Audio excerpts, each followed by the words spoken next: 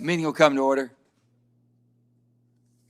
I want to thank everyone for being here this morning for our first ever hearing to examine how forest and wood products absorb and store carbon emissions and the role that forest management can play in addressing climate change. For years now, I've advocated for Congress to focus on climate solutions, particularly solutions that bring people together rather than drive us apart. We need solutions that both parties can rally behind, and I believe this morning's topic is unique because the solutions that we will be discussing not only enable all of us to do that, but they can also make a tremendous impact in our nation's carbon efforts. Today, I look forward to breaking through the rhetoric to hear what the science is telling us. For example, each of us saw the wildfires last year that burned over 4 million acres in California. That's a lot. Aside from the catastrophic loss of life and property, those fires alone generated 25% more carbon emissions than all of California's man-made carbon emissions combined. It's critical that we include forest and wildfires in our conversations about carbon emissions. Our committee has talked at length about how many of our country's forests are unhealthy and in need of restoration. But when you look at the problem through a carbon lens, things really come into focus. For example, beginning just in the last couple years, the forests of many western states now emit more carbon because of insect outbreaks and wildfires than they absorb. Let me say this another way. According to the latest Forest Service data, the forests of Colorado, Idaho, Montana, New Mexico, Texas, and yes, our beloved Wyoming, used to be carbon sinks, but are now carbon sources. However, scientists are telling us that if we proactively manage our forests, we can not only prevent emissions from wildfires, but we can also increase the amount of carbon we are sequestering and storing now. Tree planting is a classic example of a type of activity that can result in more carbon being sequestered and stored than if land was simply left alone. In West Virginia, we do not do much tree planting because most forest managers are able to regenerate their forest naturally. But there are currently 81 million acres of productive forest land across the U.S. that lack adequate trees and are in need of reforestation. I also want to briefly touch on the new technologies that we now have at hand with regards to forest products. We are now able to use wood products in a manner today that is different than ever before. And with technologies like cross-laminated timber, we can now store orders of magnitude more carbon in the construction materials used to frame our buildings. Additionally, I'm told that aside from storing more carbon, total global emissions could be cut by 15 to 20% if these technologies were used in construction. I'm proud to say that my home state of West Virginia is a national leader in the use of cross-laminated timber. Franklin Elementary School in Pendleton County, West Virginia, was the first school in the country to be entirely built using cross-laminated timber. Town leaders set out to build a school that would last and be economical, and end up building a state-of-the-art school with tremendous carbon benefits. While our witnesses will undoubtedly speak to the possibility of constructing projects like this nationwide, I also want to stress the opportunities that this technology can bring to rural areas in the way of local manufacturing. This morning, we were looking to discuss common sense solutions based on science that both sides of the aisle can get behind. We would like to establish a consensus of facts that we can use to guide our committee's work this Congress. As we review and take up bills related to forest and to climate change, we have a great panel assembled this morning. Each of these experts are known for being innovative, solution-oriented leaders in their field. And with that, I'll turn over to my friend, Ranking Member John Barrasso, for his opening statement. Well, thanks so much, Mr. Chairman, for your leadership on this and for holding today's very important hearing. Our forests do play, as you just said, a vital role on so many fronts. Healthy forests provide habitat for wildlife. They also improve soil and water quality, and of course, they yield timber that is fundamental to our economy and our way of life. Healthy forests also sequester significant amounts of carbon from the atmosphere. At the same time, our forests have become, as you said, a significant source of fuel for wildfires. The lack of active forest management has turned many of our nation's forests into tinderboxes. It's created a perfect storm for widespread catastrophic wildfires. Last summer was devastating wildfire season all across America. In Wyoming, we had one of the largest wildfires on record. The Mullen Fire wreaked havoc through Carbon and Albany counties. It was estimated to span 25 miles north to south, 23 miles east to west, and burned over 175,000 acres. forced numerous evacuations. It destroyed dozens of homes and buildings, and it left a price tag of almost $33 million. In addition to endangering lives and damaging property and destroying habitat, the increased intensity and frequency of catastrophic megafires has disrupted many of the ecological benefits that we have gained from our forests. These megafires have resulted in increased carbon emissions and reduced air quality. A Bloomberg story published in January reported that California's 2020 wildfire emissions were equal to the greenhouse emissions of over 24 million passenger cars. So if people are concerned, rightly so, about climate change, carbon emissions, and clean air, they should be very concerned about our burning forests. Forest Service Chief Vicki Christensen recently testified that her agency must accelerate its active forest management efforts and that a paradigm shift is needed now. I agree completely. According to the Forest Service, 63 million acres of our national forests are at high or very high risk of being consumed in a catastrophic fire. In addition, sawmills, which carry out hazardous fuels reduction projects, are struggling. The Forest Service sells well below the allowable sale quantity of timber called for in its forest plans. Continuing this practice is going to lead to more timber mills closing down, and this is going to hurt local economies as well as leave our forests vulnerable to ongoing problems with fire and with disease. In recent years, the Black Hills National Forest, which spans Wyoming and South Dakota, has failed to meet its timber targets. And since our local sawmills rely on the National Forest for most of their timber supplies, this failure has led directly to the closure of a sawmill in South Dakota. Worse, some within the Forest Service are recommending further and permanent reductions in harvest levels on the Black Hills. This would devastate our local mills and make it very difficult to manage timber in and around the forest going forward. That's why in March, I, along with members of the Wyoming and South Dakota congressional delegation, sent a letter to the Forest Service. The letter outlines our concerns with the recommended timber for harvest reduction, and it encourages better cooperation between the Forest Service and the local officials and stakeholders. In addition to reducing emissions through active forest management, we should also be mindful of ways we can sequester carbon by planting more trees and vegetation. We should also look for more ways to permanently store carbon in harvested wood products. While I was chairman of the Environment and Public Works Committee, my bill, the Use It Act, was signed into law by President Trump. This law supports groundbreaking innovation to address climate change through carbon capture and utilization technologies. I believe there is ample room for increased carbon sequestered efforts in the forestry space as well. So I look forward to exploring that topic here at the Energy and Natural Resources Committee. Thanks again, Mr. Chairman. I look forward to today's hearing and testimony. Thank you, Senator Barrasso. And let me now welcome our panel of witnesses, and we've been very pleased to have such an expert panel. Ms. Mary Mitsos of the National Forest Foundation, who is with us in person. Dr. Tom Crowther, who I understand is the chief architect behind the United Nations Trillion Trees campaign. Ms. Jennifer Cover, president and CEO of Woodworks. Mr. Ben Woodkey, executive director of Intermountain Forest Association. And finally, Mr. Jim Irving, CEO of J.D. Irving Limited. So, Ms. Mitsos, we'll begin with your opening remarks.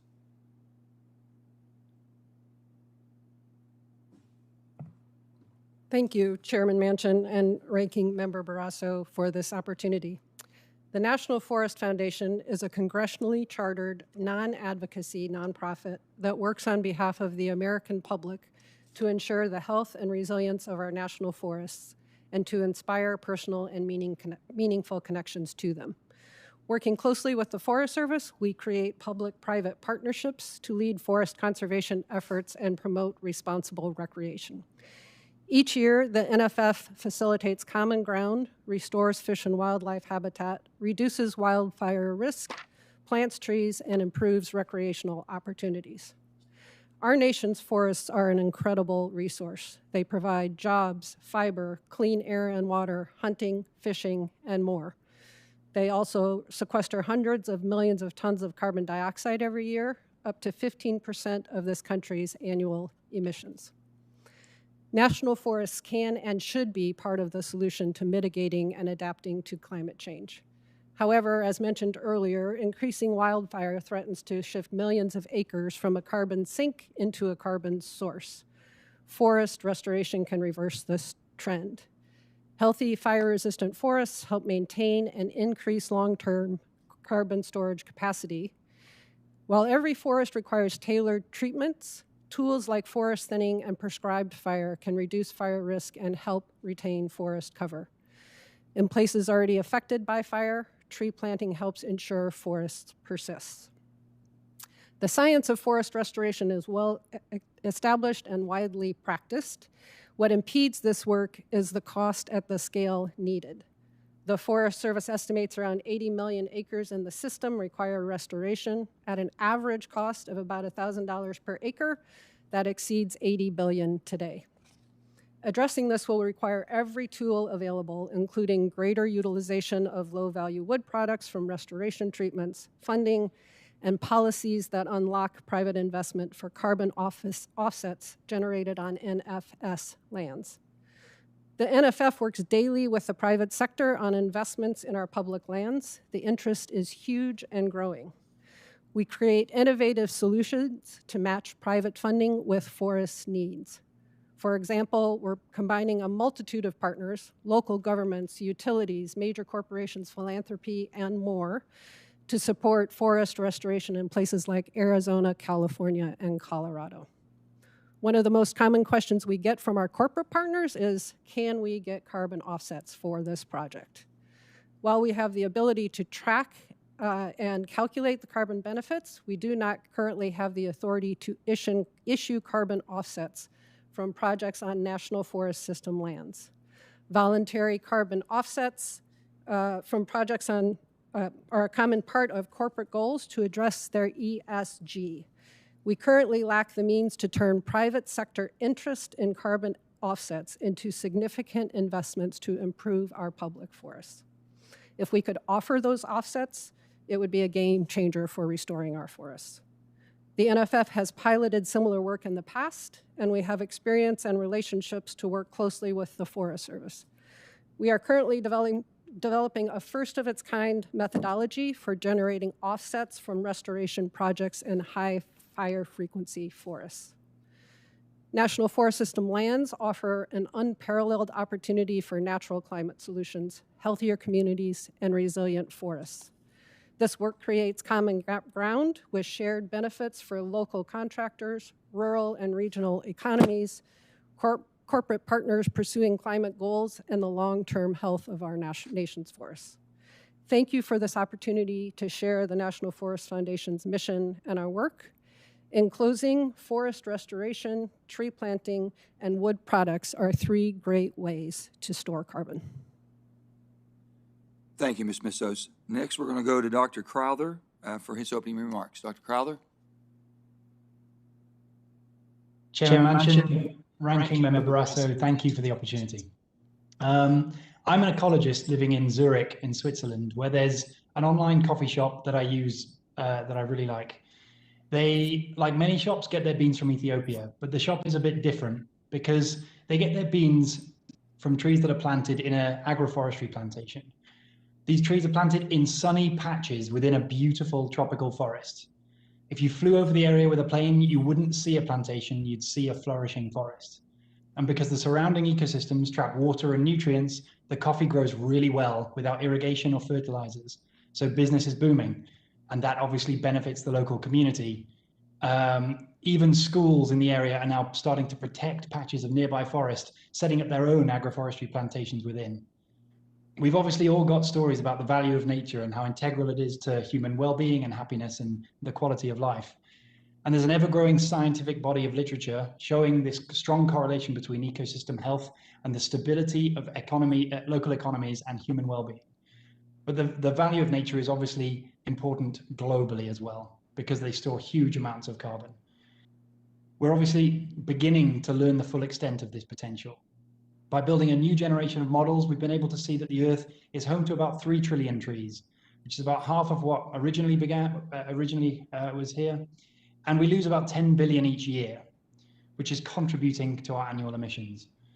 However, our maps also reveal that outside of urban and agricultural land, there's about 2.2 billion acres of degraded lands where forests could naturally regrow. If we could protect and revitalize such areas around the world, we realize there's room for just over 1 trillion new trees. And if those trees can be supported in the long term and grow to maturity, those ecosystems could capture up to 30% of the excess carbon that's in the atmosphere right now as a result of human activity. This revealed a massive potential, but honestly, it's not a new idea. Scientists have known that forests have this huge potential for a long time. So why have we failed to act until now? Well, first, the maps are useful for guiding decision making, but much more importantly, it's because there's huge risks that come with the process. And many scientists still have massive concerns about the potential for large-scale restoration. Because these concerns come from the idea that tree planting is an easy way out, and nothing could be further from the truth. First, it's clear that this is not a silver bullet. We can't just plant a few trees and ignore emissions cuts, which are so vital. But secondly, restoration is far from easy, and it is not just about planting trees. This idea is so tempting, but it encourages people to invest in mass plantations of fast-growing trees that are better for, maybe good for rapid carbon offsets. But those plantations are often comprised of a single species that lack the thousands of interacting species of plants, animals, and microorganisms that are necessary to maintain clean air, clean water, and soil fertility for local people. It's estimated that almost half of restored projects around the world are massive monocultures like this.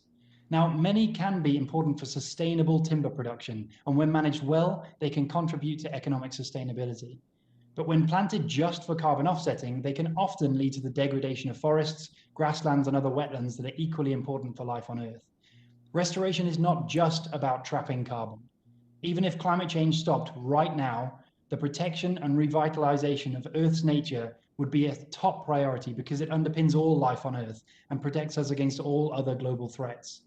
That's why a recent Pew poll suggested that 9 out of 10 Americans do support the idea of a trillion tree movement. But this idea is not just about planting 1 trillion trees.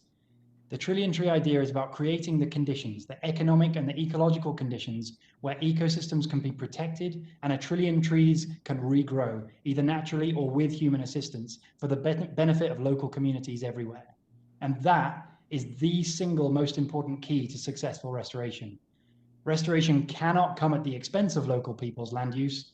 In fact, it works only when we find the innovations that make biodiversity an economically viable option for local people. That is what the coffee farm in Ethiopia had figured out. And there's examples of this in every region across the world, ranging from sustainable harvesting of timber, to the protection of forests to improve soil fertility, to the sale of carbon credits from naturally regenerating forests. The restoration of nature is not inherently a global challenge. It's a local one for the local biodiversity and the people that depend on it. And as the network of collective action grows, it benefits all of us.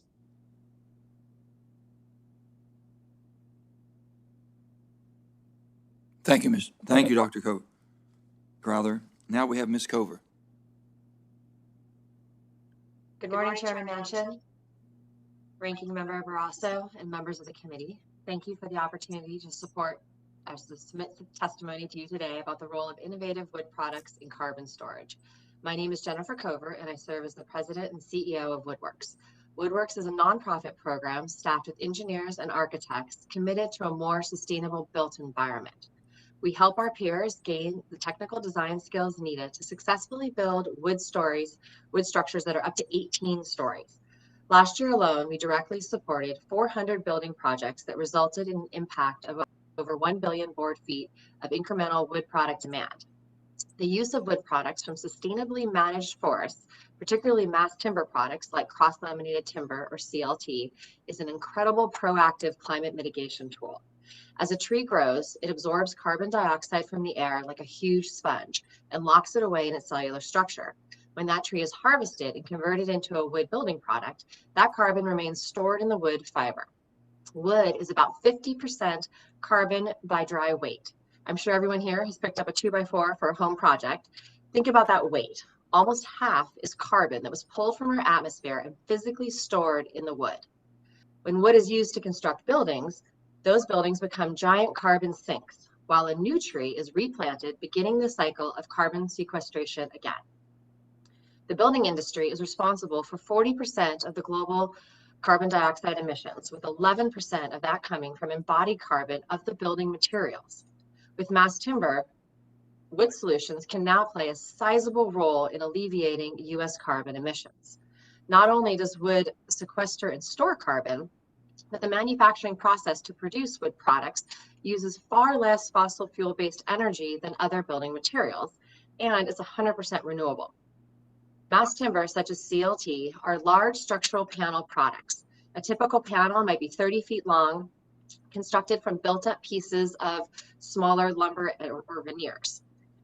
They're revolutionary because their strength allows them to be used as the main structural material in high-rise apartments, offices, schools, and warehouses. Building codes have evolved to recognize these capabilities. The most current code provides guidance on how to safely build mass timber buildings up to 18 stories. These tall wood code provisions have already been adopted by several jurisdictions, including Oregon, Washington, Utah, Idaho, California, and Denver, Colorado, and many others are in the process of adoption.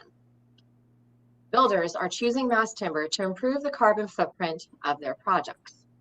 One example is a 5-story office in Denver.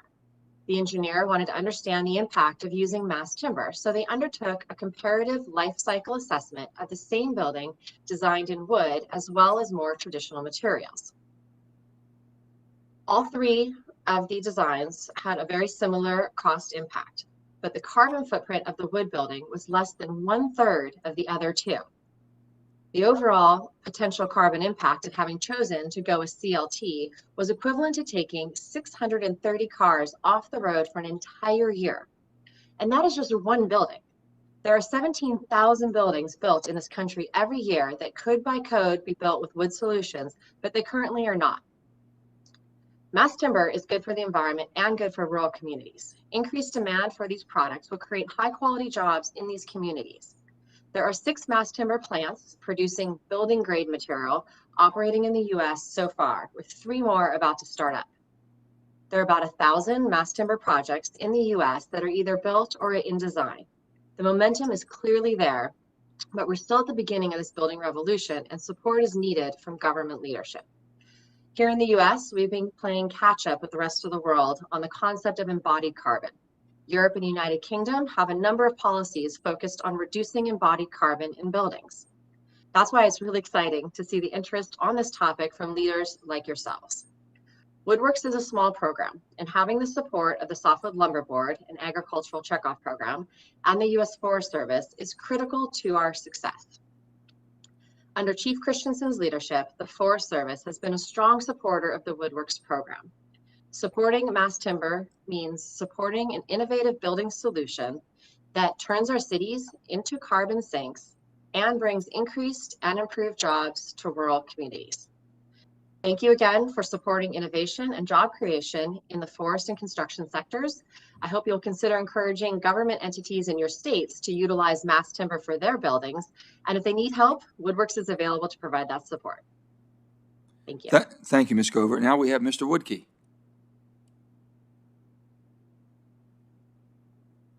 You're on mute, Mr. Woodkey. We cannot hear you.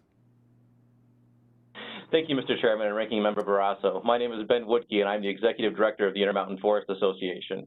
Our members are primarily forest products companies, many of which are multi-generational family businesses who rely heavily on national forest lands in Colorado, Wyoming, South Dakota, and Nebraska to meet their timber needs. I appreciate the opportunity to provide testimony on this important topic today. Our national forests are not currently meeting their full potential to sequester and store carbon. Large-scale mortality caused by insect epidemics and catastrophic wildfires are producing carbon emissions while limiting further carbon sequestration.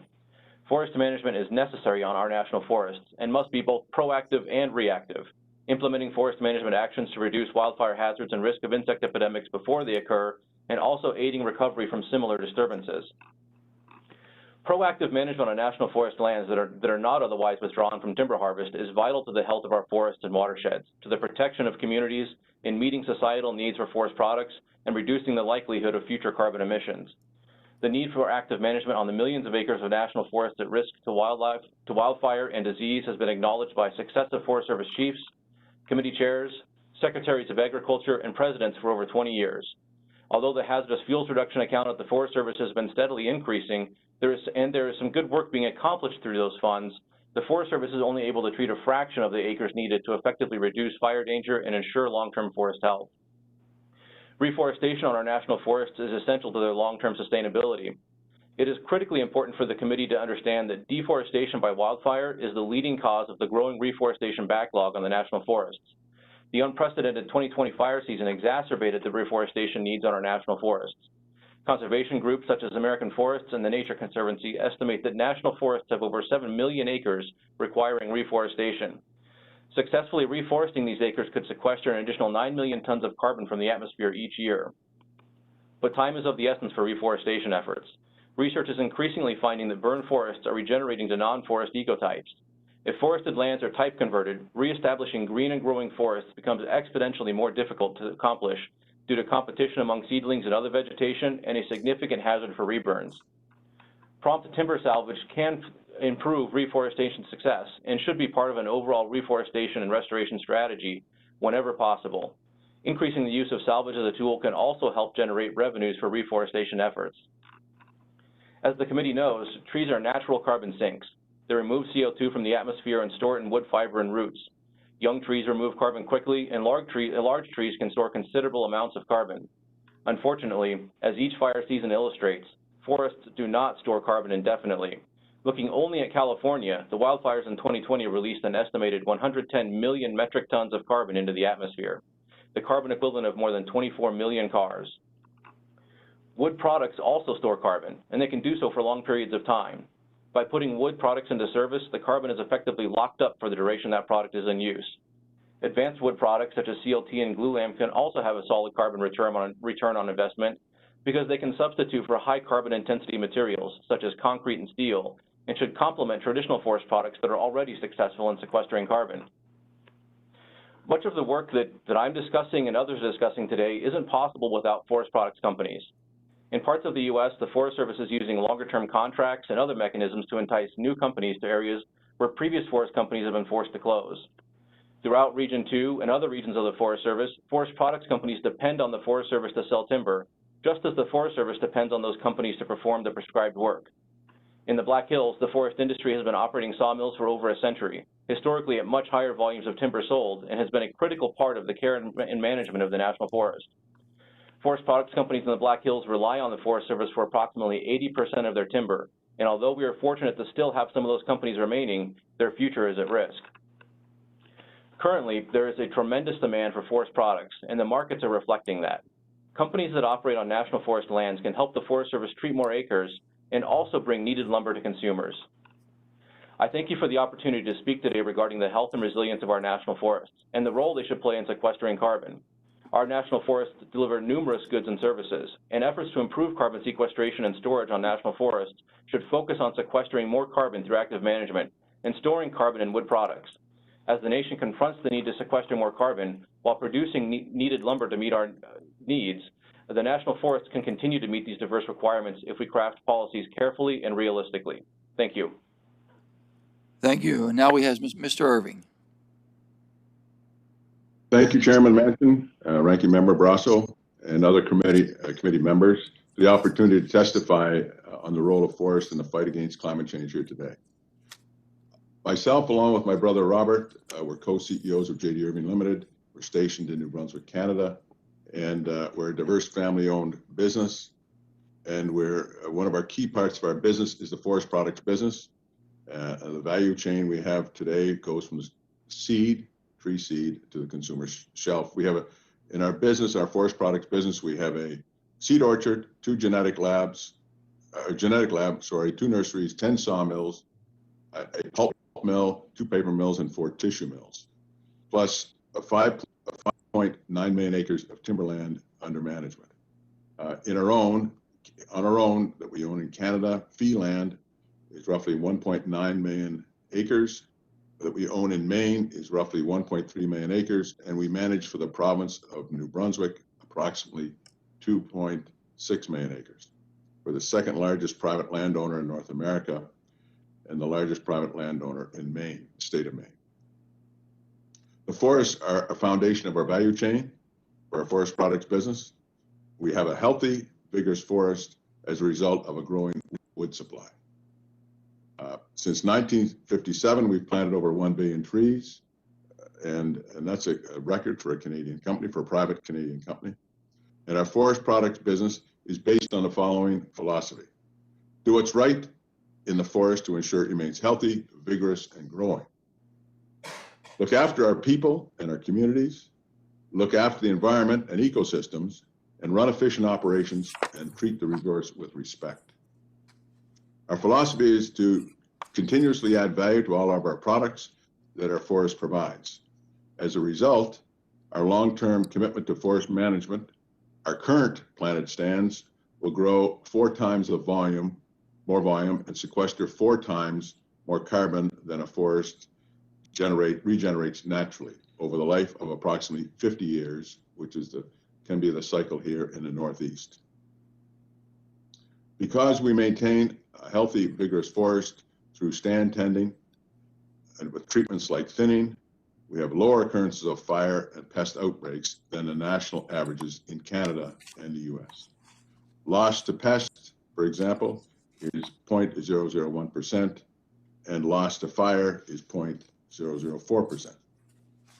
Our forest and forest products operate at a net carbon sink, absorbing the equivalent of approximately 350,000 cars per year.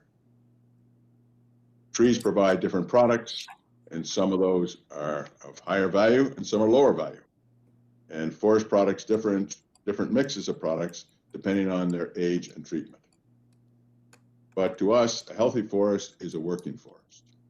Removal of mortality and fuels, less risk to fires and pests, and higher carbon sequestration rates and lower carbon emissions are the result.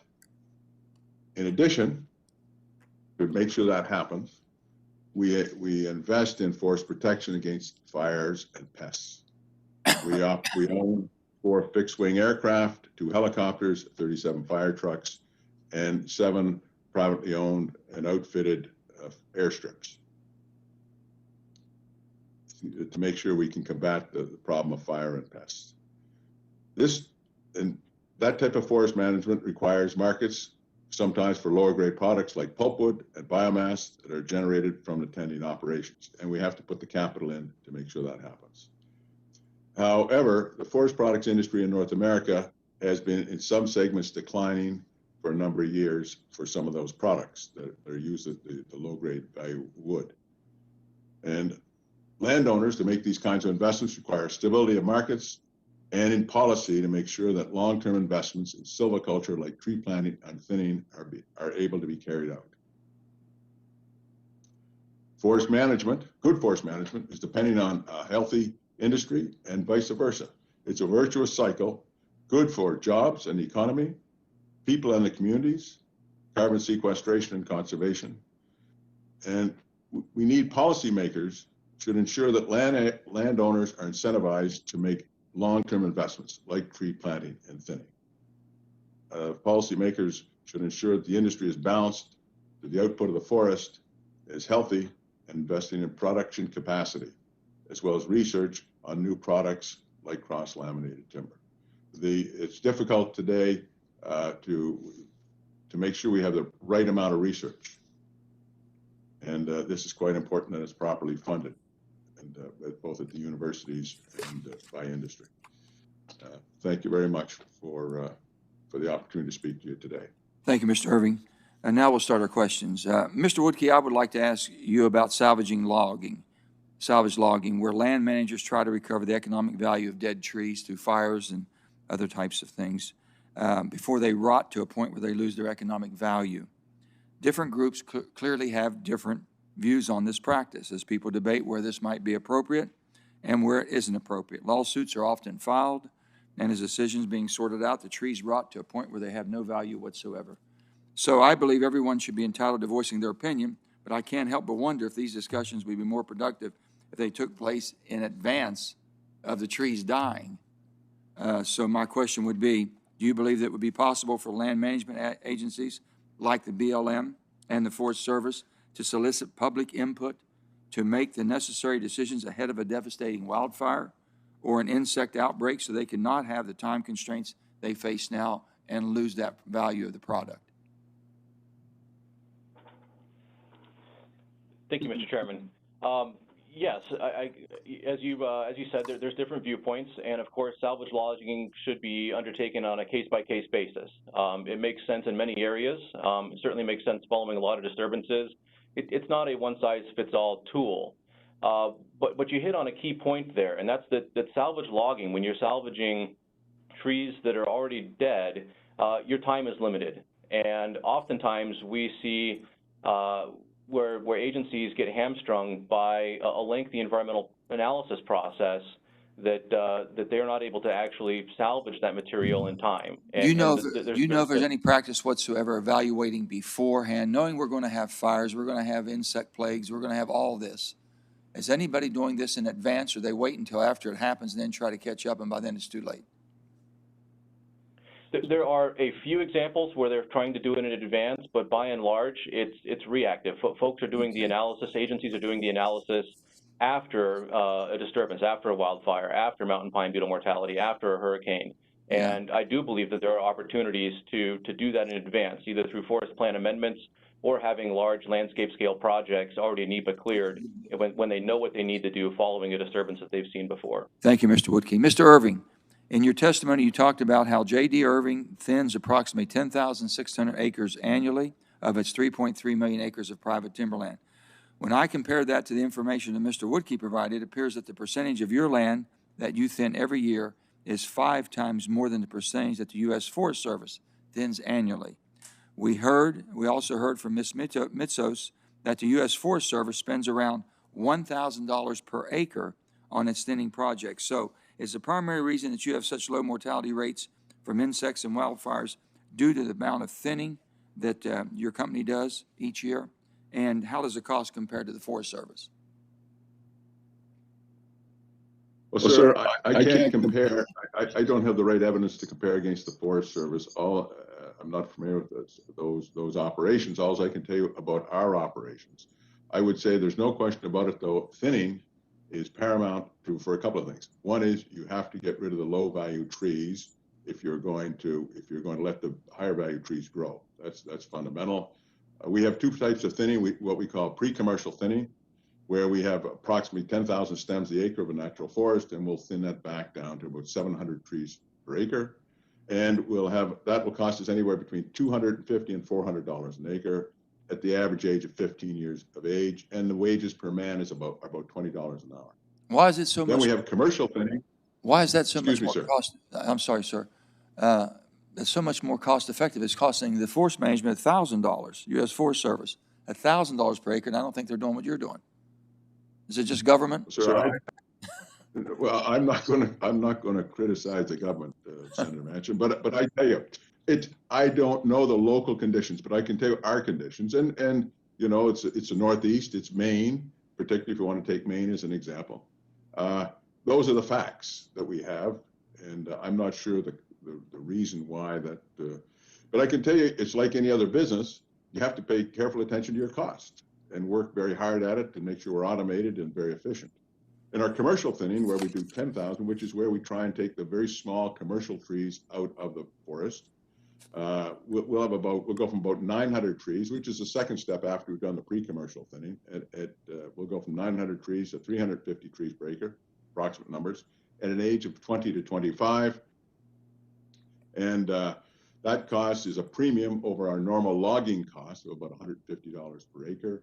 And the operator doing that work would be paid $25 to $30 an hour. That's automated Scandinavian type of machinery, logging equipment, highly productive. We work day and night, all the technology, the computers and the machine to make sure nobody does anything environmentally incorrect.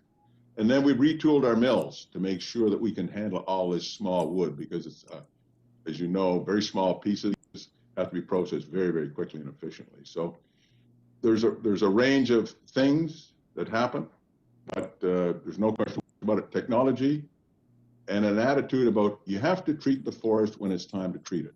There's no point in thinning a forest when it's too old, because you waste your money. It's inefficient. Thin it at the right time, you can do it efficiently. and you can do the best thing environmentally for the forest and for the commercial side of this as well. Thank you, sir, very much. Senator Barrasso. Well, thanks so much, Mr. Chairman. I appreciate the testimony from all of you. Mr. Woodkey, and also Ms. Mitsos, a question for both of you. Let me first ask Mr. Woodkey, I'd like to hear more about some of the benefits of mechanical tree thinning, timber harvesting, other hazardous fuel reduction treatments, because in your view, is the U.S. Forest Service carrying out enough of these projects in order to reduce wildfire risk and increase the health of our forests? Thank you, Senator. Where the Forest Service is carrying out treatments, they're being proven to be highly effective. As a federal agency, they are bottlenecked by certain issues. One is certainly staffing and funding.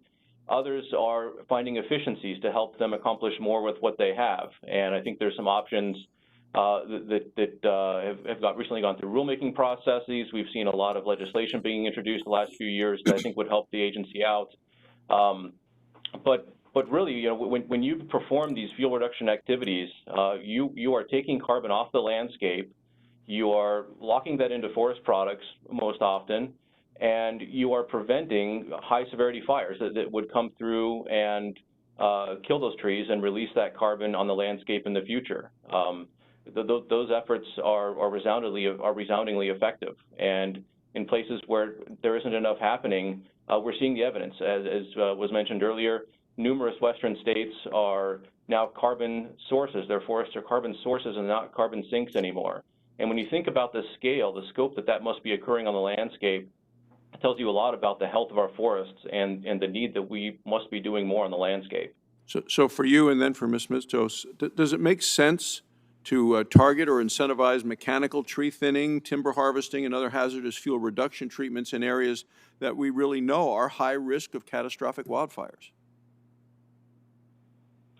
Absolutely, whether it's incentivizing or prioritizing, I think there are a lot of different ways, and again, it would vary by where you're talking about doing those treatments, but we have to be doing something different than we've been doing the last 20 years. We have to be looking at landscape scale treatments. We have to be thinking about the forest as a whole and not just isolated slices around communities, because while that may do a lot to protect homes, it doesn't do a lot to protect atmospheric carbon sources or wildlife or water resources or the forest itself.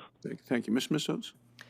Yes, it does make sense to target those treatments in high priority areas, and the Forest Service is now on a path to do a national map for those priority areas. Thank you. Now, Mr. Woodkey again, as well as Mr. Irving, for both of you, from a carbon storage perspective, does it make sense to focus active management activities in older tree stands that already have diminished or no ability to sequester additional carbon and in areas with hazardous levels of fuel? Thank you, Senator. I can start with that. And, really it makes sense to target and prioritize our efforts where they're going to have the most impact, whether that's old stands or moderate age stands. That certainly has to be analyzed on a case by case, but again, it's where you have the most impact to prevent future carbon emissions. But I will say that there's kind of a belief out there that when you cut into a tree, it somehow deflates like a balloon and the carbon is released. And there's a lot of pushback on harvesting older trees because they store a lot of carbon. But they continue to store that carbon when you put it into forest products as well. And that's something that has to really be recognized, is that if you cut a larger tree or older tree, you're not emitting that carbon into the atmosphere in the same way that you would when it dies naturally or from insects or disease or from wildfire. You're effectively locking that carbon up into products. Mr. Irving? So, Senator, thank you, Senator. I think there's a couple of things. One is trees are like people. They get to a certain age and they die eventually. So depending on the species and where they're located. So you want to harvest the tree at the right age. Notwithstanding, I know in the Northwest there's some very grand stands of trees, very old trees, and that's a different. In my world, that's a different species. Something to be greatly respected. But in our part of the world, we know the rotation time somewhere around 50 years or so, and then we'll have a transition to a new generation of trees. So the job is cut those trees, harvest those trees at the right time, then replant them right away with the same genetics, same species of tree, but an improved tree. So we'll improve the carbon absorption. So we can do both. We can take the tree at the right time, the most economical age, and replant it so we have no disruption. And we don't let any wood die or rot to create fuel that will emit carbon or fires or so. It's like anything else. But you're raising a subject about how do we keep management. That forestry is a long-term business, very long-term. The rotation time in Brazil is 6 years. If you're in the Pacific Northwest, maybe it's 80 years. In the southeastern United States, it's maybe 25 years. In the Northeast, it's about 40 to 50 years. So somebody has to be able to say, the Forest Service, I would say, and I don't know all the details of the Forest Service, but if they're going to encourage the operators to make the investment in equipment, in management, in technology, they have to know that I have tenure, I can go out and I can do a good job, and I can amortize my cost over a certain period of time, and hold me accountable. We call it outcome-based forestry here in the Northeast, where we work with the government in the state of Maine. What are the objectives? What are we trying to do? What would they like to accomplish? And then let us go do it. Come and audit us, manage us, check on us, and we have to be held to account for performance, or you don't. But we have flexibility, which is very important in terms of keeping the cost and being competitive and getting the outcomes everybody wants. Thank you. Thanks, Mr. Chairman. Thank you, Senator. Senator Heinrich. Thank you, Chairman. And I think it would have helped to actually have a Forest Service witness here, because that seems to be a perspective that we're missing that might have some of the answers to some of these issues. And in particular, one of the things that's occurred to me is that there's a big difference in cost. We see a wide range of treatments between the sort of private land treatments that We reached out to him, Senator Heinrich, and they said it would take weeks in advance for them to be prepared. That's absurd. That's absurd. Yeah. That's why. Because there's a big difference in treating an acre of relatively flat, deciduous forest in a place like Maine or eastern Canada versus the cost of treating a steep mixed conifer forest on a 40% grade. Oh, yeah. No, I mean, it's all relative, Angus. It's real, 40% grade on the side of the Rocky Mountains in a very remote area. And so that's part of the reasons why we see these giant differences in the cost to treat an acre. And I guess the lesson there is just like a forest isn't a forest. The local conditions really drive many of these differences, and I think we need to get to that. One of the challenges I have in New Mexico, and this question is really for any of our witnesses who want to chime in on it, is that most of the trees that we need to remove in treatments from our forests are not trees that are easily sent to market. They're small diameter ladder fuels that currently don't lend themselves to traditional forest products. And I guess I'd like to ask folks what progress is being made in finding ways to turn those small diameter trees into value-added products so that right now it costs a lot to treat those acres, and then hopefully if we had those products, that cost could be mitigated or at least reduced. Ms. Mitsos, did you? Oh, no. Go ahead, sir, and then I think Ms. Mitsos wants to answer that. Mr. Irving, go ahead. Okay, no, I just say in terms of processing the small trees, you raise a good point that you have to be very efficient. We've spent millions of dollars in our own sawmills processing trees. Sometimes we'll take out just one piece of 2x3 or one piece of 2x4 that, and we'll supply this to the Home Depot, for example. But we have a mindset. We say it's just like the butcher. We got to sell everything in the pig, including the squeal. So we've got to make sure we save everything and really be efficient. And so, but it takes capital to do that. But it can be done, at least in our part of the world. And I guess the challenge we have is many of the trees we need to remove they're not big enough for dimensional lumber. So what do we do with those? And Ms. Mitsos, you look like you wanted to answer that. I think there's a number of options. Some still need more investment, but biochar is one option. Biomass is another. There's promising signs with CLT about the size that they can use. We're doing some work in Arizona on Bill Williams Mountain where the small timber that's coming off is given to wood for fuel to the Hopi Right. and Navajo Yep. nations. So you mentioned biochar. Talk to me more about that. It's a product that has enormous potential, but it's been difficult to find ways to scale that in these landscapes, especially in landscapes where there are vast distances, and much of what determines whether something is pencils at the end of the day is the distance to market and the fuel cost for a product like biochar. Yes, well, there's some folks up in Montana who have mobile portable facilities that are proving to be really useful, and oftentimes the biochar is immediately put back into the soil, which also helps the soil retain more carbon as well. That's very helpful. Mr. Woodkey, I had one more question for you before my time is out. Talk to me about the role of prescribed fire in the active management of Western North American forests, particularly those that are evolved for regular fire cycles, such as ponderosa pine. Thank you, Senator. Prescribed fire plays a critical role in forest management. It should be implemented on more acres. I think federal agencies should be looking at prescribed fire as a tool in a lot of places. The one caveat to that is that just in the sense that our forests are burning unnaturally during wildfire season, those same unnatural conditions make it very difficult to implement prescribed fire safely and to meet the objectives of those burn plans in a lot of areas. And so it's a little bit of a chicken and the egg.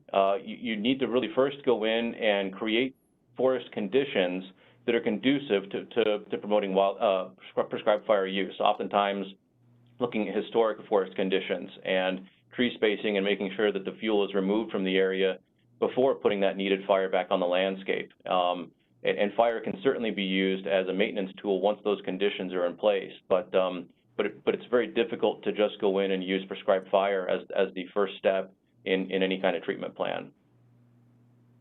Thank you, Chairman. And that's exactly what we found in many of these places where it may cost $1,000 an acre to treat something. To maintain it with prescribed fire is dramatically cheaper. And so creating those conditions for healthy maintenance really set the stage for decades into the future. Thank you, Senator. Next we have, if he's done, Senator Lee and WebEx, if he's there. If not, we had then Senator Marshall, and I think he's coming back probably. And then if we'll go to Senator Daines, and I think he had to step out, and we'll go down to Senator Cassidy. Senator Cassidy, Senator Daines.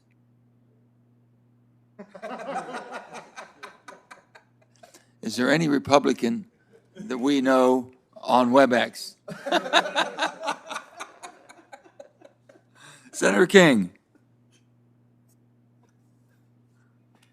I could make a lot of jokes now, Mr. Chairman, but I know it'd be best if you don't. Best not, yes. I also want to mention that I think we need the Forest Service on this subject. And here's what I want from the Forest Service. I want three things: data, data, and data. And I want comparison of fire rates on Forest Service land versus privately managed land. I want output per acre. I want to know the kinds of comparisons. I want expense per acre, because I have a sense, and I'm perfectly willing and hopefully will be proved wrong, that we basically don't manage our lands anywhere near adequately, and it's one of the things that contributes to wildfires. If you don't clear out, if you don't do the pre-commercial thinning that Mr. Irving was mentioning, you're building up a base for wildfires. If you leave a lot of forest products on the floor of the forest, you're going to aggravate the forest fire problem. Plus, we're not getting the value from our forests that the public owns as we should. So I hope that we can either do questions for the record or inquiry from the committee to the Forest Service, but I think we really need, I feel the need of data to compare public land ownership with private land ownership in terms of productivity, fires, and all the rest. Mr. Irving, I'm fascinated by your comments about output-based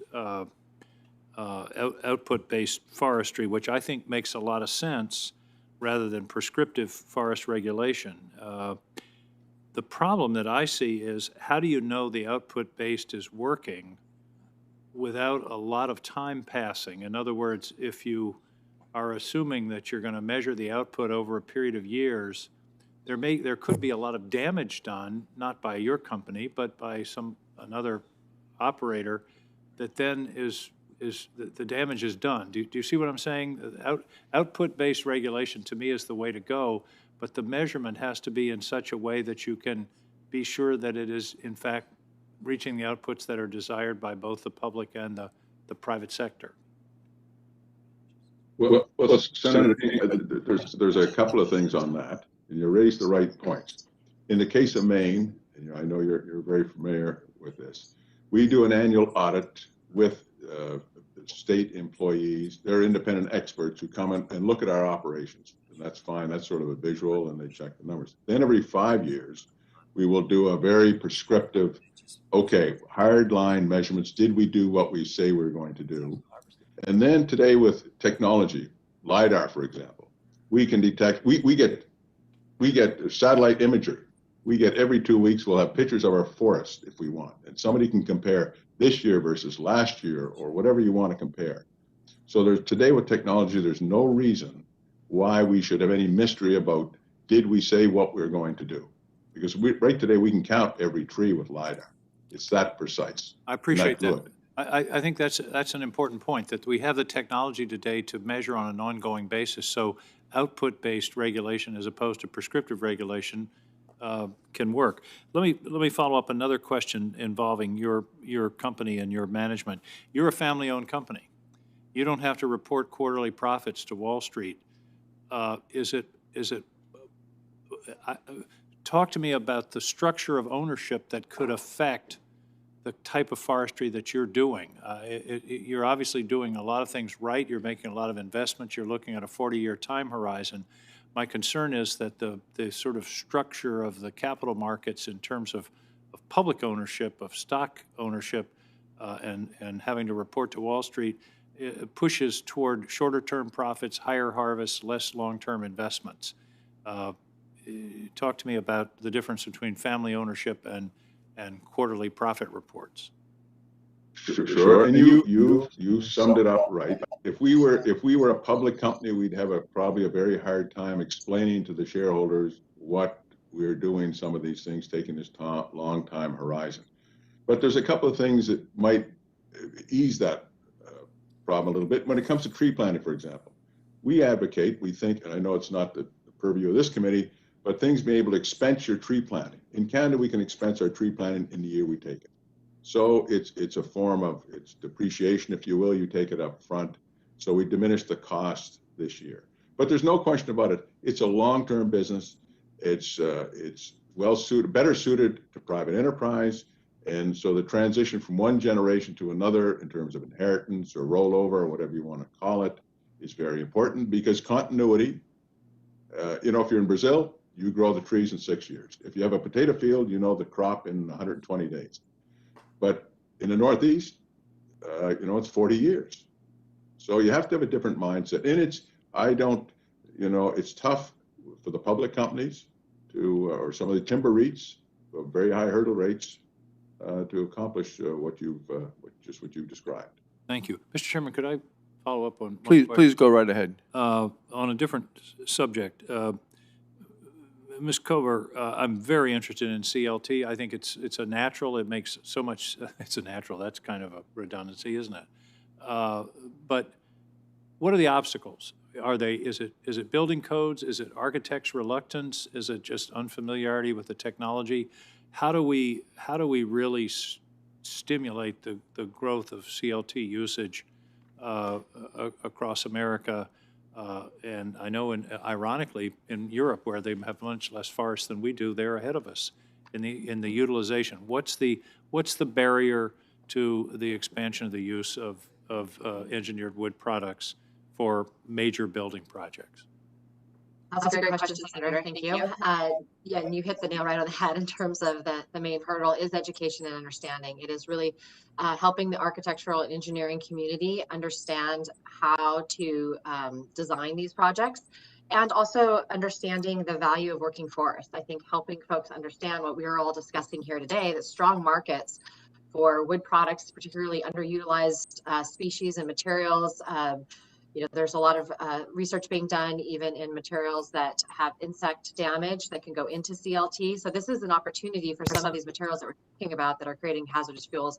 And the hurdle is really understanding that and helping architects and engineers have the tool to design with it. Well, it seems to me one thing would be examples of buildings. The Portland Jetport has a beautiful CLT ceiling that is a manifestation of how this can work. And maybe we need to talk about public buildings. We have a chance. I'm sure the federal government builds thousands of buildings across the United States on a 5-year basis.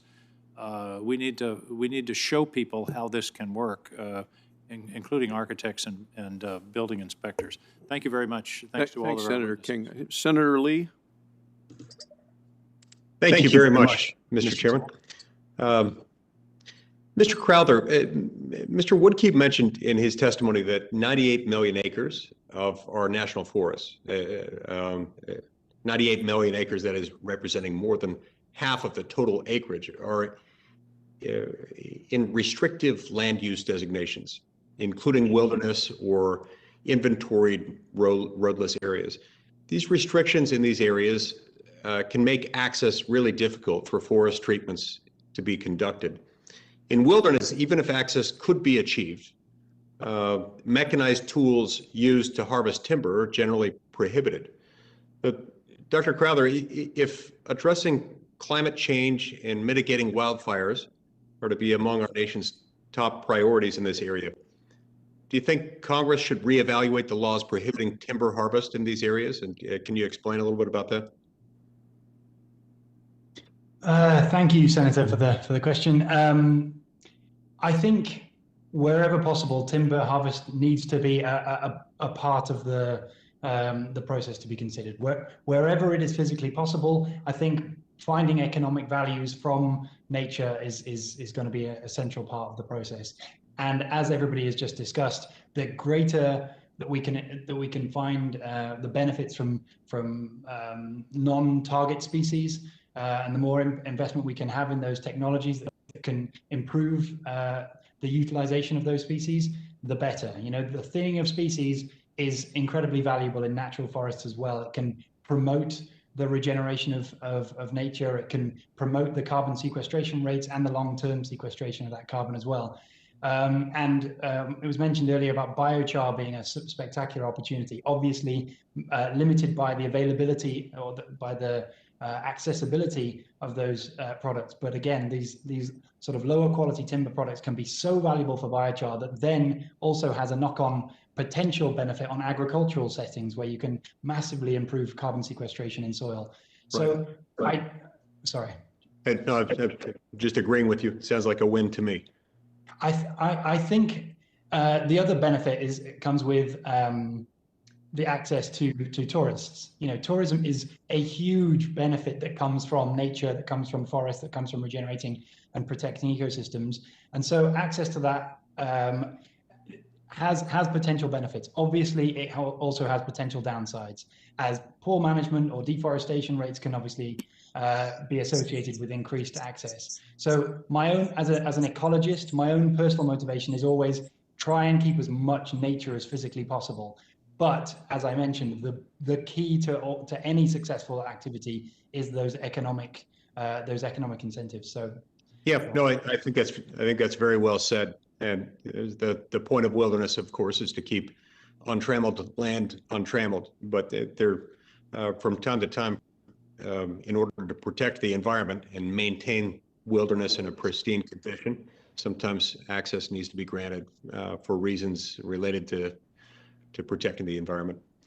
Mr. Woodkey, there a number of constituents in my state who would love to be able to harvest timber, but who have been reluctant to do so because of administrative or, in some cases, structural obstacles. For example, while Forest Service stewardship contracts for timber harvesting can extend for periods that are up to 10 years, timber sale and service contracts are commonly offered for much shorter periods of time, more typically in the range of 3 years. With shorter work commitments, we tend to see decreased certainty for industry partners, and installing the infrastructure to facilitate work may not be worth the cost under a 3-year commitment. So, Mr. Woodkey, in your opinion, what can Congress or federal agencies do in order to increase business certainty and thereby foster greater interest in these programs?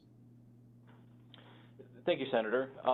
Utilizing stewardship contracts and particularly longer-term stewardship contracts and longer-term contracting mechanisms, it's something that should be looked at and is trying to be utilized in parts of the U.S., particularly in areas where you're trying to entice forest products companies into the area. You give them something that they can invest in, or you're trying to bolster your current forest products infrastructure that you have there to meet other objectives. In other parts of the country, you already have forest products companies. Some places they're very well cross-integrated, where some companies use saw timber, some companies use post and pole size material, other companies use wood chips.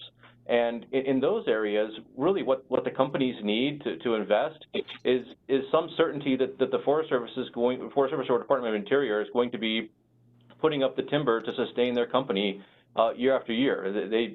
When you already have forest products industry there, you don't need a 20-year contract. And in some places that can favor certain companies over others when you already have infrastructure in place.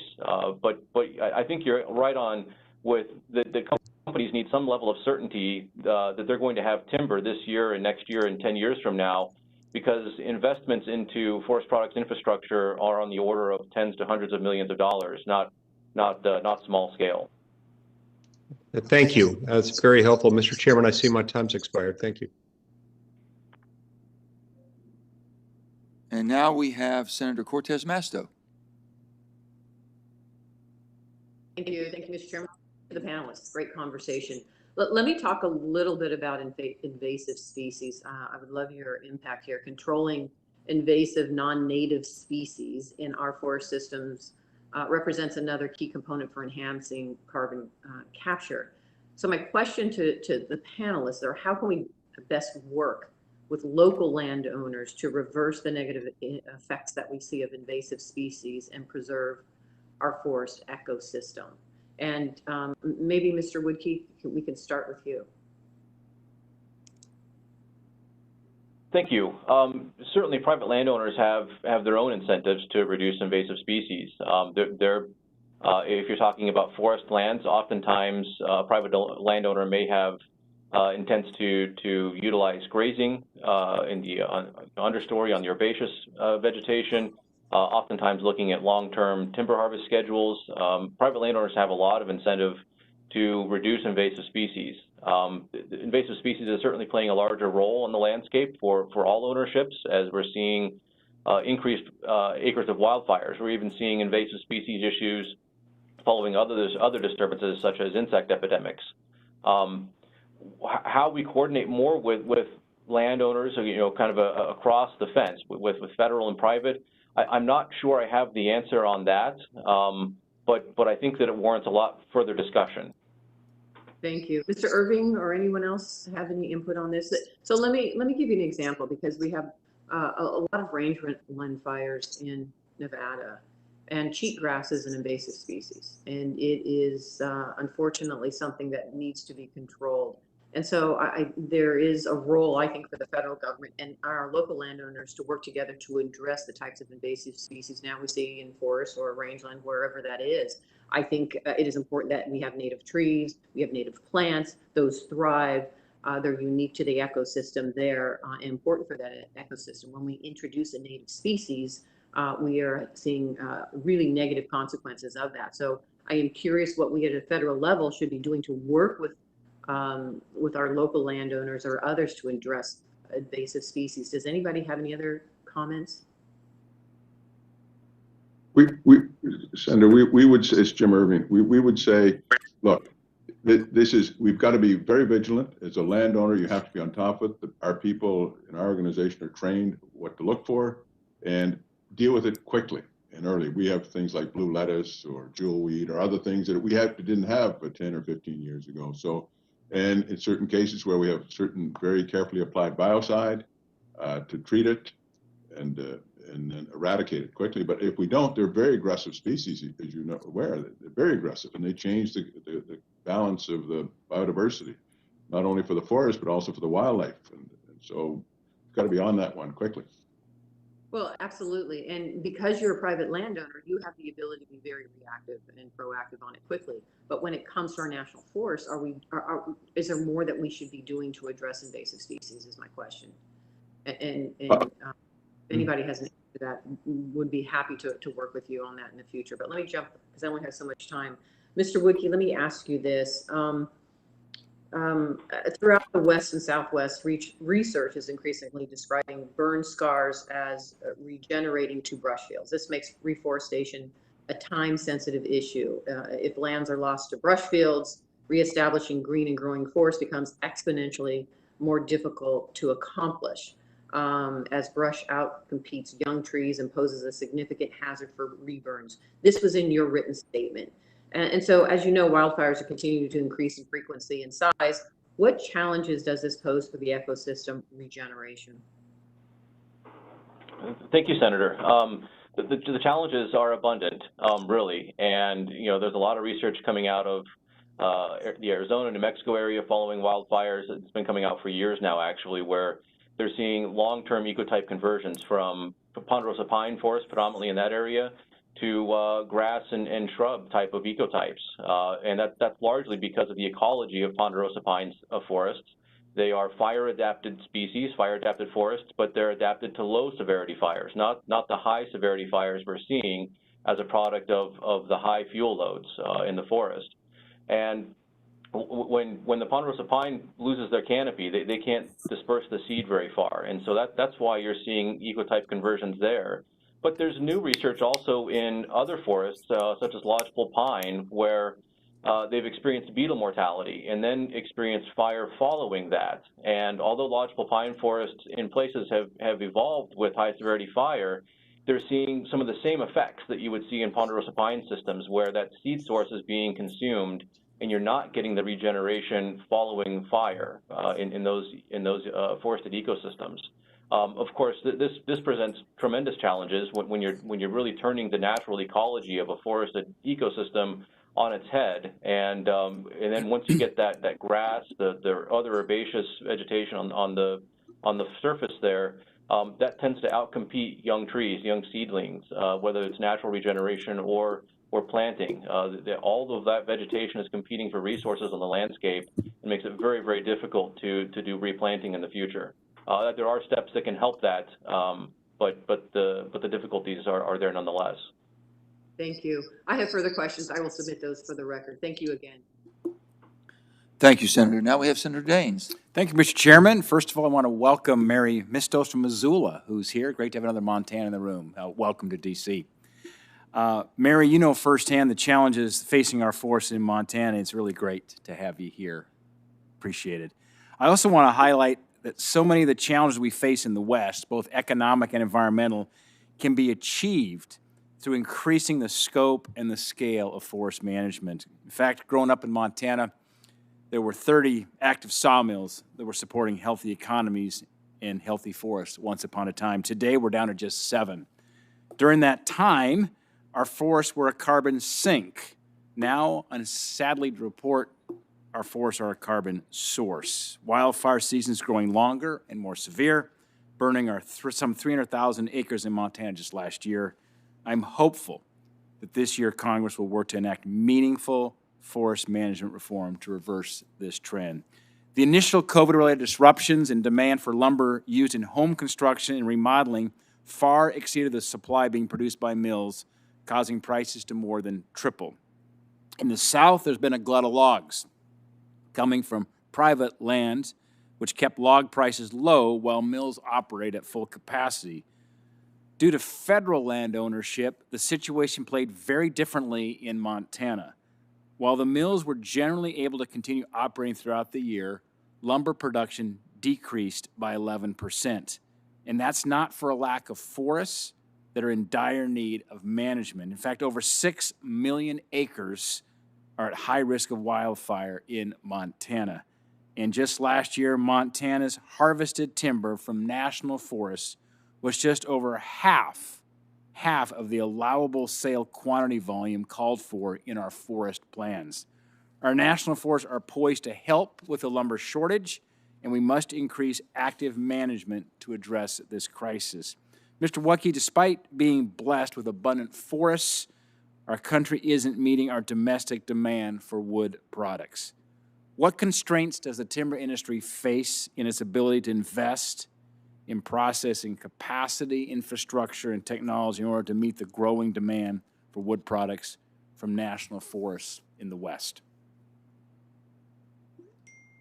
Thank you, Senator. I'll first say I doubt it's of any comfort, but you're not the only state that is now that have forests that are carbon sources instead of carbon sinks. But I doubt that's of any comfort to any of us here today. During this, as we're seeing markets respond to lumber demand and the supply issue of lumber, there's a lot of discussion and questions that I hear from folks about why doesn't a company increase what they're doing? Why don't they build another sawmill? Why can't we fix this problem? And it comes back to some of the discussion earlier in that, to start a new forest products company, whether it's a sawmill or a biofuels facility, we're talking about investments on the order of $125 million to hundreds of millions of dollars. And that's not an investment you make lightheartedly. And an investment like that really requires some sense that you're going to be able to get a return on it. And in the West, where purchasers and sawmills primarily rely on federal lands, it's very difficult to get that certainty. As you discussed, the allowable sale quantity in forest plans is seldom met. We see cycles where one year may be good for a forest and the next year may be bad, and it's very difficult to do any level of planning for a business to be successful when there's just no guarantee of getting the materials you need to be profitable, to remain running year after year. Yeah, I spent a lot of time engaged with our sawmills across Montana over many, many years, and the reason we've gone from 30 active sawmills down to 7, and we're now the constraint now is just not enough sawmill capacity, is because, just as you pointed out, we've been not able to get access to logs. Sometimes we bring in logs from far away as Colorado, sometimes coming in from Canada. And that's why we've had to see these mills reduced down to now just 7 across our state. Wyoming has none. I don't think Colorado has any either. I want to shift gears here and talk about carbon storage. The Biden administration established a goal of reducing emissions by 50% by 2050. While forests should assist us towards that goal, Montana forests are actually a net positive carbon source, largely due to catastrophic wildfires and a decrease in wood products coming from our forests. In the 90s, when timber volume was much higher, Montana's forest sequestered 20 million tons of CO2 out of the air each year. But by 2010, we've reversed course. In fact, our forests in Montana now emit 25 million tons of CO2. Mr. Wucke, what would need to happen to reverse this trend so Montana forests can once again operate as a carbon sink and should be a component in the president's climate agenda? Thank you for the question, Senator. I think it's clear today that what we've been doing the last couple decades isn't working. The lack of forest management, the lack of reducing fuels and insect risk on the landscape is not helping us now. And to the extent that we're concerned about atmospheric carbon inputs and the role that forests can play, I don't think that anybody would call what's happened in our national forests a success. And to be clear, I think the answer is relatively simple. Big picture, of course, it'll vary place by place, but big picture, we have to be more active on the landscape. We have to be salvaging material where appropriate before it goes up in flames, before it decomposes on the landscape. We have to be proactive in reducing those risks for further losses to insects and wildfires. We have to be doing more on the landscape to have our forests become carbon sinks instead of sources again. Thank you, Mr. Woodkey. Thanks, Mr. Chairman. Thank you, Senator. Now we have Senator Cantwell. Thank you, Senator Manchin, and thank you to you and Senator Barrasso for holding this important hearing. I just wanted to clarify a couple of things. So I guess this would be to our witness from Ms. Cover.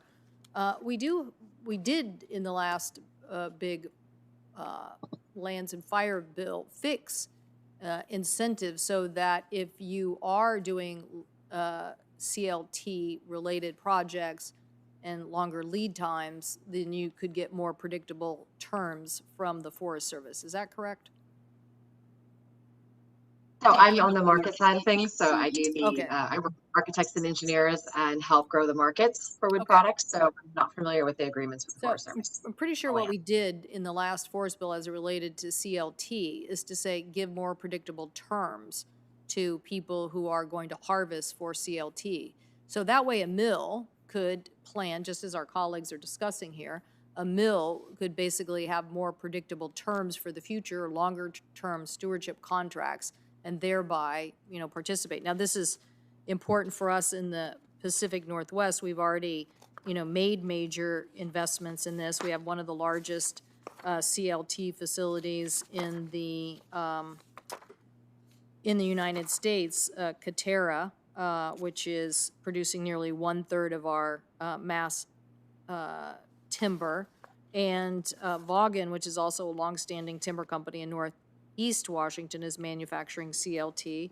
Just recently, a Wood Innovation Center in Darrington, Washington, opened to also do manufacture CLT products. So anyway, I just want to make sure we get this clear for the record that the Forest Service can give longer-term contracts and more predictability to harvest related to CLT. This is one of the reasons why we wanted to do it, because we wanted to incent this predictability so people would make the infrastructure investments. And then secondly, I you know, while my colleagues from Oregon is huddling here, you know, Oregon has, back to you, back to you, I'd say, Ms. Cover, Oregon has really done a pretty good job on this. On the planning and the development stage, the university there has some leading experts on CLT, and I don't know why it is, but Oregon has adopted some of these, some of this focus quicker. We just work with Washington. Yeah. We get brilliant. Well, I think we need to keep batting down some of the misconceptions about building as a material here. People think that it's more flammable when in reality it's not. I mean, that these buildings at a high-rise level are being built around the world, and I think they should be built in the United States. I think probably one of the largest ones, I don't know how many stories it is, but definitely 20 to 30 stories in Vancouver, British Columbia. There are others in London that have been at this height. So to me, we should be batting down these arguments. Now, in the Pacific Northwest, we've definitely built schools and buildings and you know, facilities. So we do need to think about what we need to do. But Mr. Chairman, I think actually we just need to marry up the science, because we have pine forests that are going to burn down, we know, because of climate, and we have fire breaks that we want because it's going to help us preserve some of those forests, and we have rural communities that could, with predictable contracting, produce more cross-laminated timber, which we know now would help us store carbon. So we always thought it was a win-win-win situation. So Ms. Cover, what do you think, what do we need to be doing further to help get that message across? Is this we're just not communicating well enough on this, or in places like Washington and Oregon it is happening and we should just continue to let it happen at that pace? I think the leadership in terms of, you know, forest-dependent communities really helps, and I think that's why you're seeing the advancements in areas like Oregon and Washington, but it's across the entire U.S. I mean, there is a CLT mass timber building pretty much in almost every state in the United States now, and the building codes have opened a lot of new opportunities for us. I mean, right here in the U.S., we have a 25-story mass timber building going up in Milwaukee. So we have 107 buildings that are over the original code limits that now have been opened up to tall wood. So now mass timber can be used up to 18 stories with the new code development. So everything's in place, and we are poised really to take this throughout the entire United States. We're just at the very beginning and needing to make sure that people understand how to do this and they have the tools at their disposal to be able to successfully design these buildings. And you're definitely 100% correct in terms of the research. All the testing has been done to safely design these buildings, and you're happy to provide any of that as needed. Well, I don't think other sectors should feel threatened by this. It's not like it's going to turn development on its ear with concrete or other things. But, you know, we love the historic nature of this, that you can still go to Pioneer Square in Seattle and see buildings that were built with wood, and now we could restore. And I can tell you the feeling that you get from walking into one of these facilities is great. So yes, why is the United States ceding to the UK? Nothing against the brilliant work done by the UK researchers and architects there, but hardly they have the land master supply that we do that could be utilized here, particularly because of climate. So I think we should continue to work and find out what other incentives, if it's clarifying the building codes or clarifying the Forest Service ability to do longer-term contracts. I just want to keep batting down the barriers on this issue. Thank you, Mr. Chairman. Thank you, Senator. Now we have Senator Cassidy. Thank you, Mr. Chairman.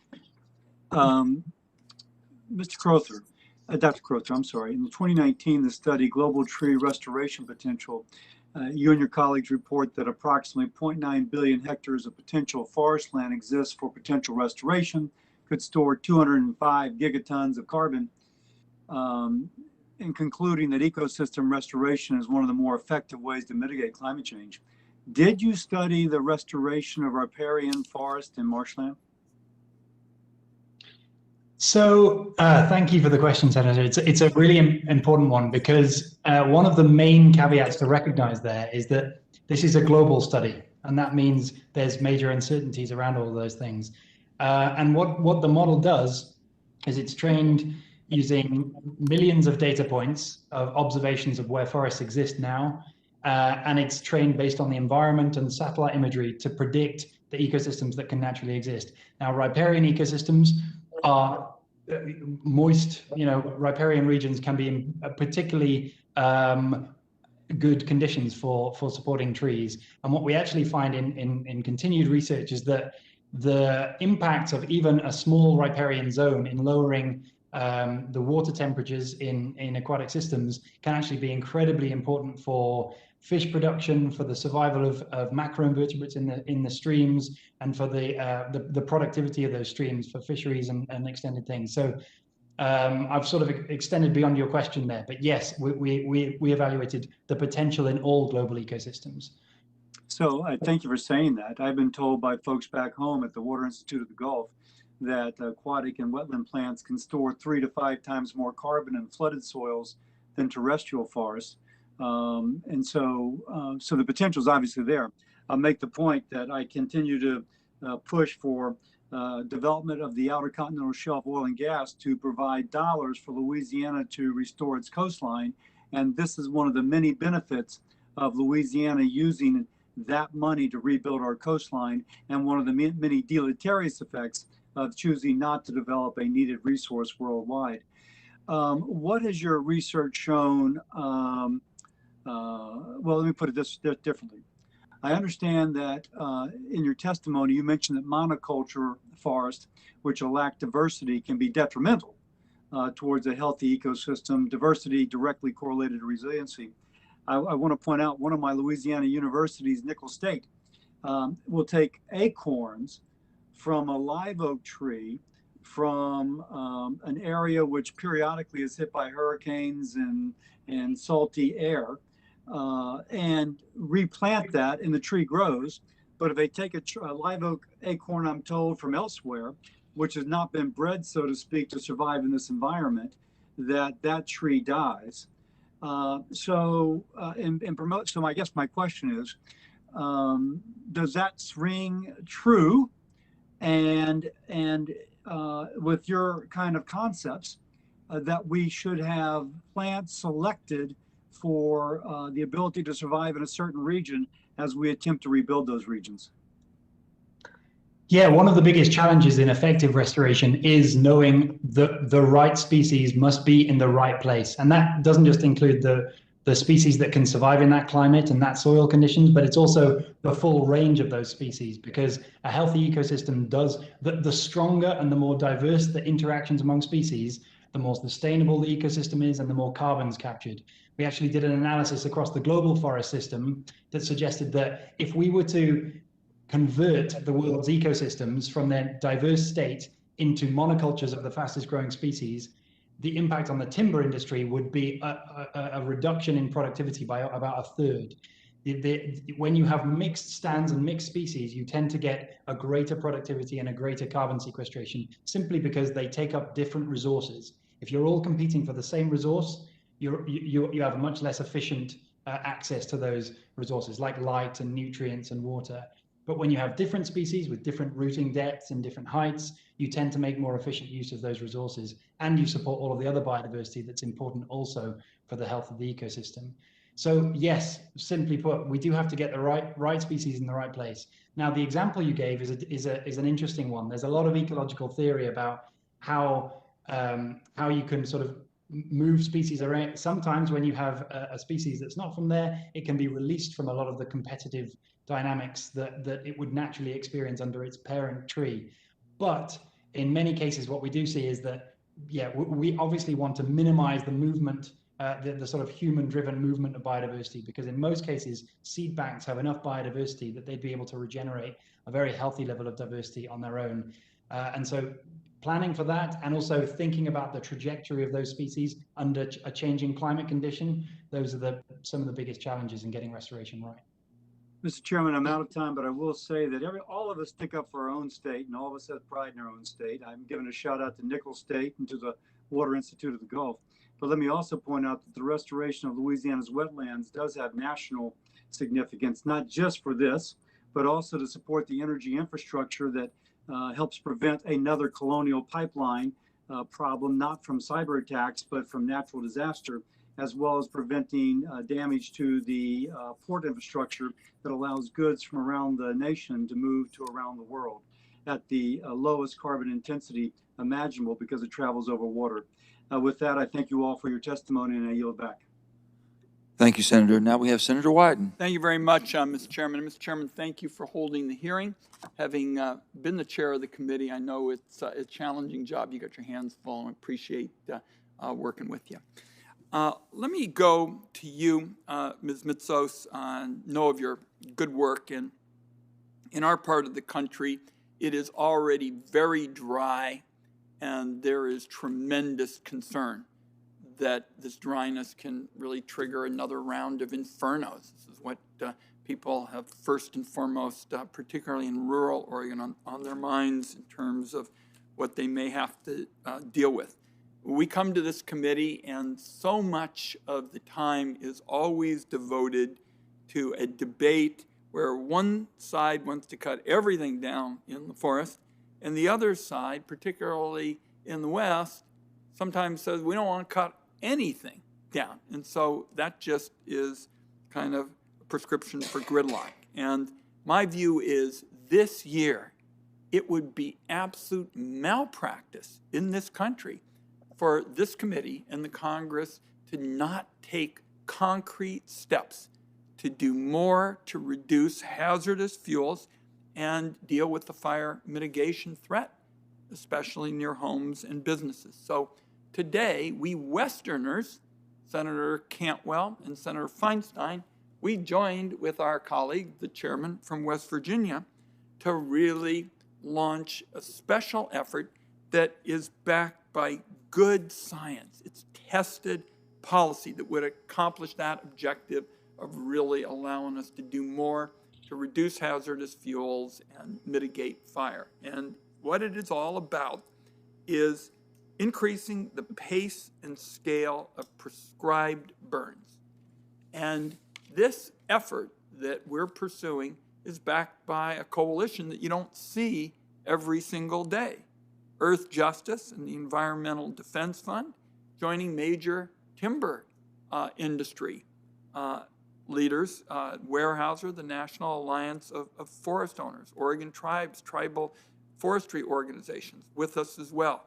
So we don't know of any major opposition now because, as I say, it's science-based, really builds on some of the collaborative ideas, and you basically do a lot more during that season before it is hot and dry and before you get to these infernos. Would legislation, in your view, for purposes of my initial question, my legislation with Senator Cantwell, Senator Feinstein, Chair Manchin, would this prescribed fire bill, in your view, reduce wildfire risks and contribute as well to healthy forest management practices? Thank you, Senator. Prescribed fire is essential on the landscape. We can do thinning, and that will help as well, but it needs to be followed by prescribed fire. So I don't, unfortunately, know the details of your bill, but I know if it focuses on increasing pace and scale of prescribed fire and also helps build the workforce to do that, it is a necessary bill. That's what the bill is all about. Pace and scale, up in our game. We're going to have to really get serious and get serious quickly about hazardous fuels reductions, fire mitigation, and following the science. And that's what our little coalition of members wants to do. Second area I want to talk to you about is, along with Congressman Joe Neguse in Colorado, we have introduced the 21st Century Civilian Conservation Corps. And the idea here is to establish a larger forestry workforce for planting trees, removing hazardous fuels, and have more healthy forest treatments all across the country. The Biden administration basically worked closely with us. They have something which is sort of the other side of a coin, a climate corps, but they're essentially the same kinds of efforts. In your view, does the United States currently have a sufficient workforce to accomplish the amount of planting and thinning and science-based forestry practices that you have been talking about? Because my sense is we got to have some more people and we got to do it quickly. Your thoughts? We definitely need more people, whether they be youth or young adults or people just out of college. The number of people who work in forestry in particular and natural resources in general has been dwindling, and without the assistance of building up a new workforce, we're going to struggle with finding new stewards of our lands. Good. Thank you, Mr. Chairman. I'm out of time. Thank you. Thank you, Senator. Next, Senator Risch. Senator Risch or Senator Marshall? If not, I have a couple questions, and then we will wrap up unless we have any other senators that come in quickly. Dr. Crowther, much of what you talked about resonated with me because we do not do much tree planting in West Virginia. Instead, after timber harvest, foresters regenerate stands of trees using natural regeneration. That said, in West Virginia, there are currently over 170,000 acres of unreclaimed abandoned mine lands, and 1 in 3 West Virginians live within 1 mile radius of an AML site. Have you discussed, I'm very interested in bringing economic activity back to these sites, but I also understand that trying to reestablish trees on these sites can be especially difficult. So do these sites represent the types of areas you're considering in your initiative? Thank you for the question. I actually think it's great that you mentioned that, because a lot of people do think of tree restoration, and when we talk about 1 trillion trees, they think we're talking about planting 1 trillion trees. And physically, that wouldn't really be feasible. That would take all of humanity quite a while. But natural regeneration presents an unbelievable opportunity for regenerating ecosystems, and nature always tends to do it better than we do. More diverse, more resilient ecosystems are there. But you're right, in some regions, previous human activity, like mining, can lead to degradation of those ecosystems. And in those places, there's been many examples of how active regeneration can start to tip the balance, and that can, by either managing soils effectively or by integrating the right mixtures of species and giving them a bit of a head start, they can start the the regenerating ecosystems can start to tip the balance and make that a more livable environment in the future. So yes, degraded lands are absolutely the central to this. We want there to be as much natural regeneration as physically possible, but where that's not possible, assisting that process can be incredibly valuable. Thank you very much, Doctor. And now we have Senator Kelly. Thank you, Mr. Chairman. And Ms. Mitsos, I want to start off here by thanking you and the National Forest Foundation for your investment in the Northern Arizona Forest Fund.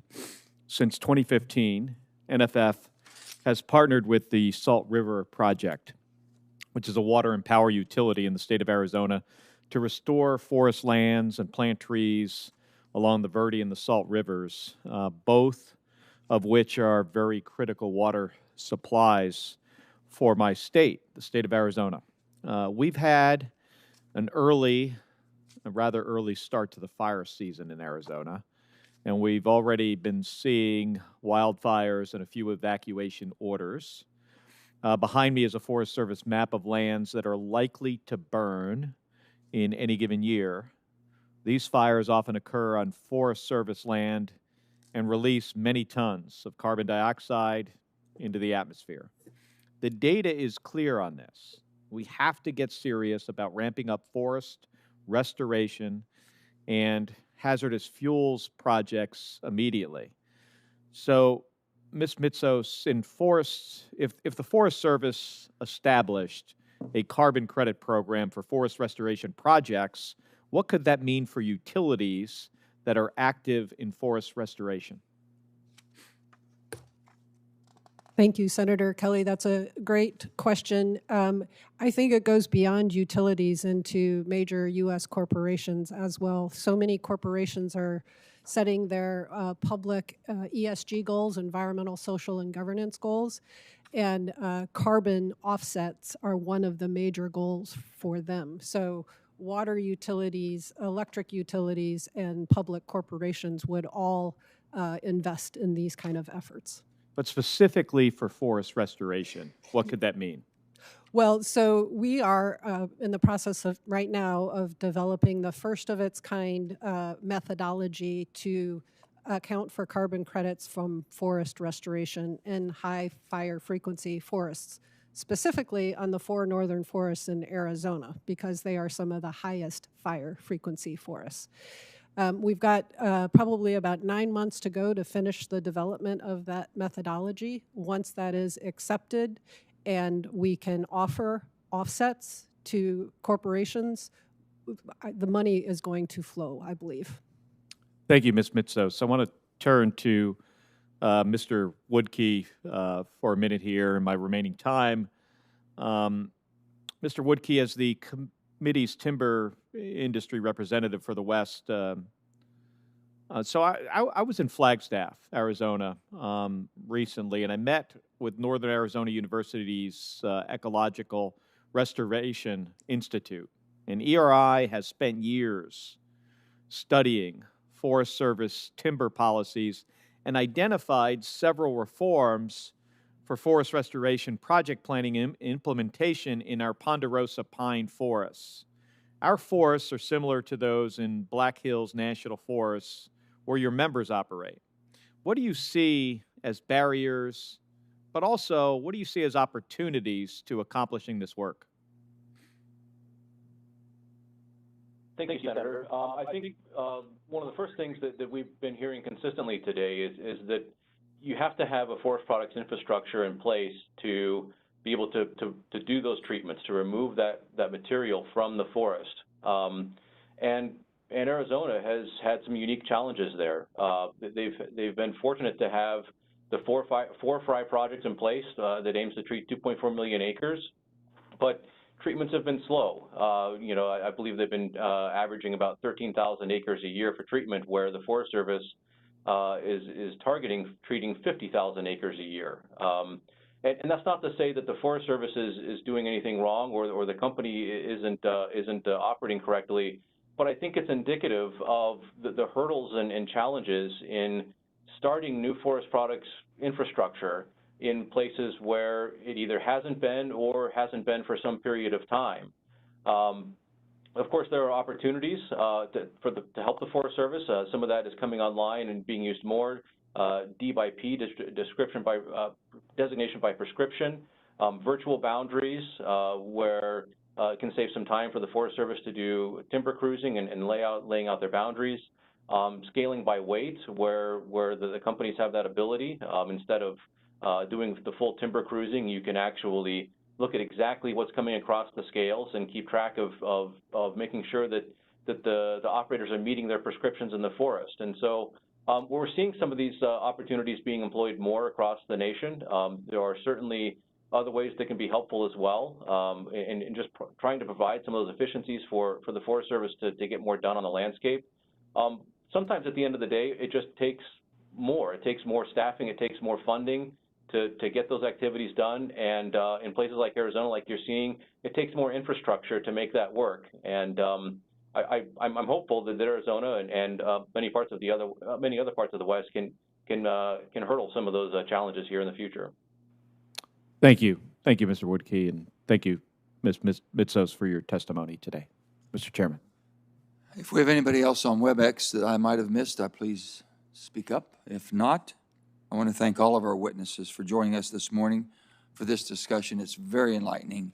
I would like to say this, that I've had really the pleasure of visiting Mr. Irving's operations, and I've seen proper management compared to a so-called standard, and there was no comparison. And we can do a much better job. With the permission of the committee, I'm going to reach out to the White House and see if we can't get the Forest Service into a different gear to make some practical, common sense decisions on how we take care of America's forest. So, members will have until the close of business tomorrow to submit additional questions for the record. Thank you all. The committee stands adjourned.